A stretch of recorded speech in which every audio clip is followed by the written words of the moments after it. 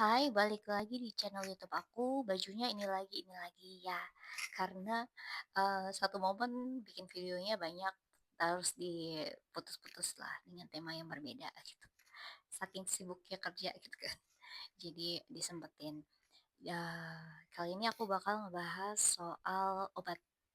Nah, perlu nggak sih anak ASD atau ADHD konsumsi obat gitu? Yang pasti sih sesuai anjuran dokter ya.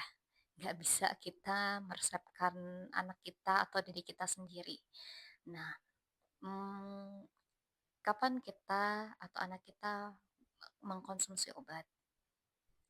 Yang pasti konsul dulu ke dokternya, apakah cukup terapi atau perlu obat tambahan. Kalau memang perlu obat tambahan, pasti dokternya nyaranin coba dulu sih, nggak satu kali terus obatnya cocok, belum tentu juga. Karena kebetulan anak aku konsumsi obat juga selain vitamin, eee, ada 3 kali percobaan. Pertamanya efek sampingnya lebih dominan daripada efek positifnya, jadi efek negatifnya lebih dominan, akhirnya, nggak diterusin, dicoba di obat kedua. Awalnya sih oke-oke aja ya, tapi semakin lama kok efek negatifnya lebih banyak juga gitu. Jadinya, disuruh stop juga, akhirnya yang ketiga baru cocok. Jadi nggak bisa langsung, eee, ya bukan nggak bisa sih, belum pasti obat itu, langsung cocok gitu. Dan alhamdulillahnya nemu dokter juga pas, di mana aku itu pas konsul dikasih kontaknya, dikasih nomornya, jadi setiap hari itu bisa konsul, nggak harus, ke rumah sakitnya di jam prakteknya. Jadi, perkembangannya gimana setelah konsumsi obat itu. Dan, menurut aku nggak banyak sih dokter yang mau di tengah kesibukannya yang luar biasa pastinya. Dan itu penting banget. Kenapa akhirnya konsumsi obat? Mungkin banyak yang penasaran juga, karena awalnya sih aku, apa ya, denial juga, kalau bisa sih cukup terapi aja gitu, nggak perlu konsumsi obat, takut ketergantungan dan lain sebagainya.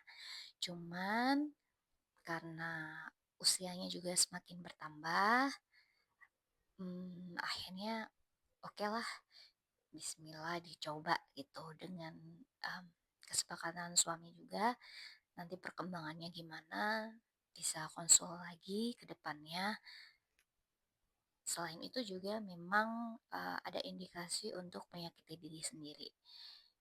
Itulah kenapa kami memutuskan untuk, oke lah bismillah, coba. Semoga dengan obat ini bisa meminimalisir bahkan menghilangkan, eee, sikap dia yang menyakiti diri sendiri ini. Nah, menyakiti diri sendiri ini, mungkin nggak se-ekstrim yang dibayangkan, cuman kalau untuk sesuatu yang berulang, untuk anak-anak itu juga berbahaya gitu kan. Kayak, gigit tangan atau, judotin kepala ke lantai atau ke tembok gitu kan bisa cedera secara fisik ya, mungkin kelihatan di luar baik-baik aja, tapi ditakutkan karena berulang kan bisa ke gear otak atau kenapa, itu yang berbahaya, amit-amit jangan sampai. Atau dia jambak-jambak rambut, banyak banget, apa ya, perilaku-perilaku yang mungkin buat orang yang nggak paham itu,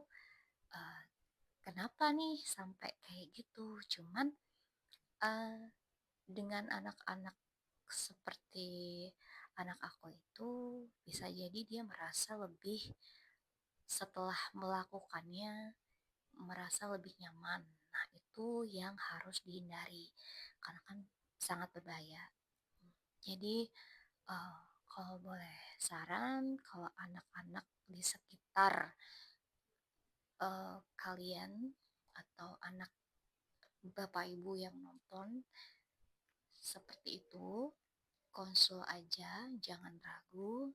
Semoga nemu dokter yang berjodoh Dan alhamdulillah sih sekarang perilaku itu nggak pernah terulang lagi. Yang pasti dengan kurun waktu yang nggak nggak cepat juga, bertahap. Ya, yang pasti kita harus selalu rutin memantau. Jadi memantau perkembangannya, perilakunya, apakah ketika dia tantrum ada perilaku menyakiti diri sendiri atau enggak, setelah konsumsi obat ada perkembangan apa enggak, ngefek apa enggak. Nah, itu yang harus kita pantau dan konsultasikan rutin dengan dokter. Itulah kenapa pentingnya evaluasi secara berkala untuk terapi-terapi yang mungkin nggak difasilitasi dengan psikolog atau dokter spesialis anak. Kalau boleh saran, konsul aja secara terpisah. Jadi kan biasanya kalau terapi itu kan ada reportnya ya, ada monitoringnya setelah dikasih terapi, perkembangannya seperti apa. Nah itulah, konsultasikan aja dengan dokter atau dengan ahlinya, karena ya sekecil apapun perilaku anak kita itu sangat penting untuk apa, dimonitor gitu. Semoga bermanfaat. Jangan lupa share dan subscribe video aku, channel YouTube aku. Semoga bermanfaat. Terima kasih.